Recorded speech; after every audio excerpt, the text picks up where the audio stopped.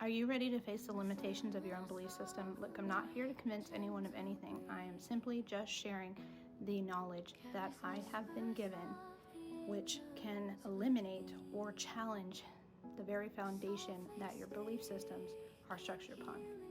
So if this doesn't resonate with you, that's fine. God bless, and you can move on. But this information is important. It was fantastical to me until a few years ago. But the more I work with the spirit molecule, the more I understand and can shift my awareness to really understand more of what I'm getting. Yesterday I spoke briefly about the Omega Codex, which is hidden in the Vatican. Now, if you try to Google this, you're not going to find much information about it at all. But if you're experienced in working with AI or the spirit molecule, you can ask your guides, or you can, with AI, you can use the correct prompts and it will give you some basic information about it. Now let's start with something that we do know about, okay? And there's something called the Sefer Yetzirah.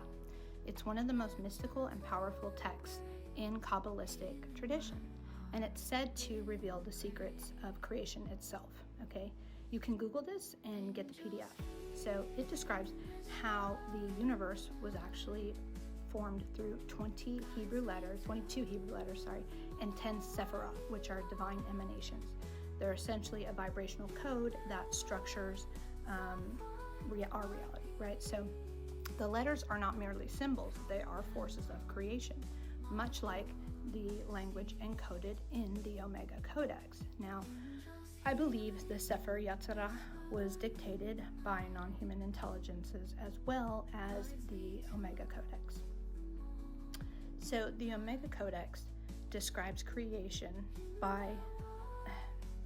but the script is actually supposed to date even older than that of Hebrew language, with vibrational language that predates even humans. Okay, so it was created before humans even were there.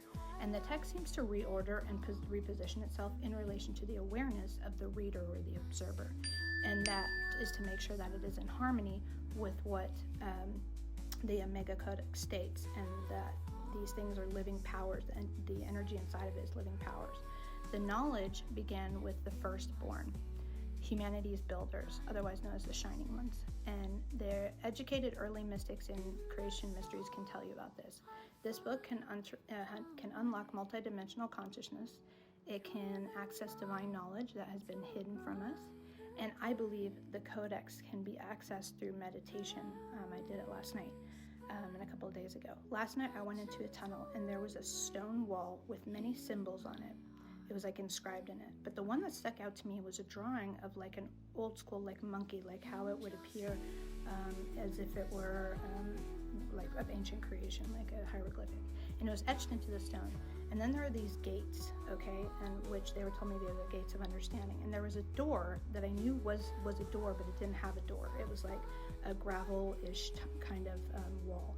And my heart was scanned, but it looked like Metatron's cube came out, and it was scanning my frequency. And then all of a sudden, a blue light came through, and a bunch of symbols I didn't understand in many different languages appeared, okay? You can also access this, like I said, through the Akashic records if you don't have access to the spirit molecule, or if you can't go into deep meditation. But I asked what this language was, and it was very similar to the code of reality that Danny Goller discovered, if you look up his discovery. But it feels like a combination of what I told is pre-Akkadian, which I'm not sure what that is, Aramaic, Hebrew, Enochian, and Sumerian. But it all transforms. And it was said that the firstborn aren't here to rule us. They're here to observe and to test whether humanity is actually ready. So if you get access to the Codex, it will speak to you as if it's speaking to those who are awakened.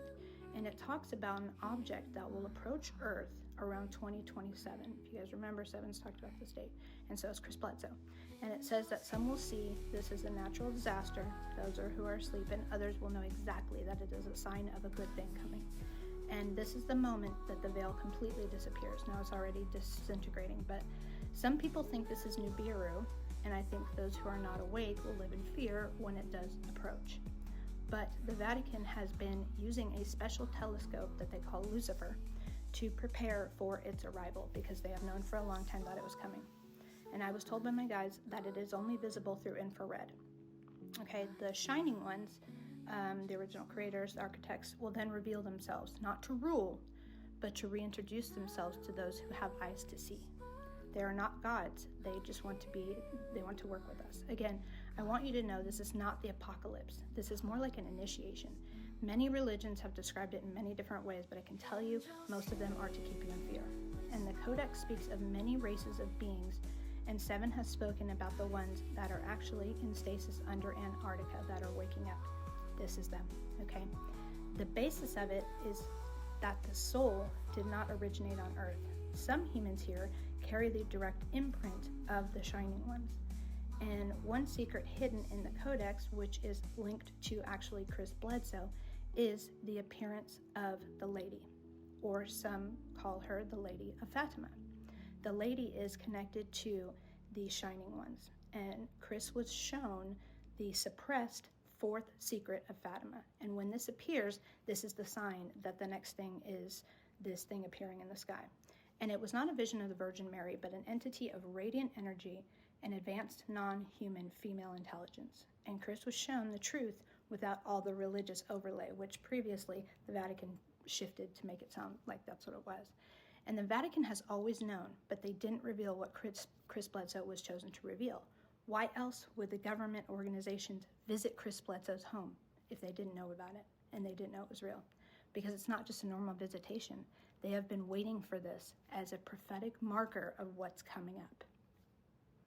So I'd like you guys to tell me what you think about this, because I know this is a lot of information. Like I said, it's going to challenge a lot of belief systems, but it makes a lot of sense. And from what I'm understanding and what I'm accessing, we're there, guys. And what is coming very soon. And there's nothing to be afraid of.